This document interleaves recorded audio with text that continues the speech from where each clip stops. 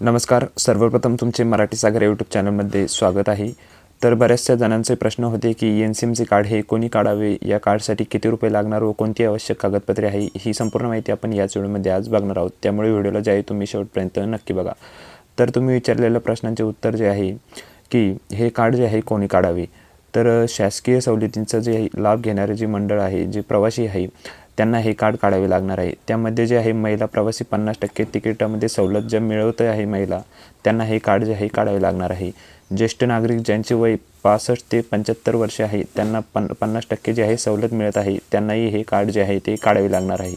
आणि अमृत ज्येष्ठ नागरिक ज्यांचे वय 75 वयापेक्षा जास्त आहे, त्यांना जे आहे 100% सवलत जे आहे मोफत आहे, त्यांनाही हे एन-सी-एम-सी कार्ड जे आहे काढावे लागणार आहे.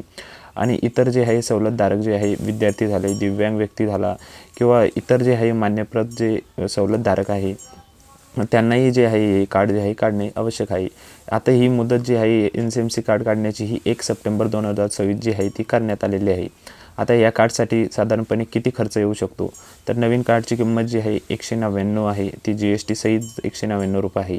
आणि जे जुने स्मार्ट कार्ड आहे ते जर तुम्हाला बदलून जर काढायचे असेल तर तुम्हाला 149 रुपये जे आहे ते लागणार आहेत.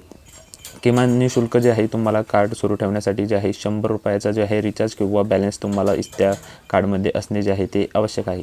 याच्यासाठी जे तुम्हाला आवश्यक कागदपत्रे कोणती लागणार आहे, तर त्याचं ते आहे प्रवाशांच्या वर्गानुसार जे आहे ते खालीलप्रमाणे मी तुम्हाला सांगणार आहेत.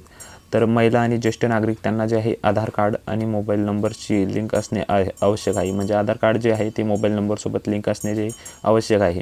विद्यार्थ्यांसाठी जे आहे ते सरळ ID किंवा बोनाफाईड सर्टिफिकेट जे आहे असणे आवश्यक आहे. दिव्यांग व्यक्तीसाठी जे आहे दिव्यांग प्रमाणपत्र जे आहे असणे आवश्यक आहे. आणि इतर जे आहे चालू मोबाईल नंबर जे आहे आवश्यकतेनुसार जे आहे वयाचा किंवा ओळखीचा पुरावा असणे गरजेचे आहे इतर लाभार्थ्यांसाठी.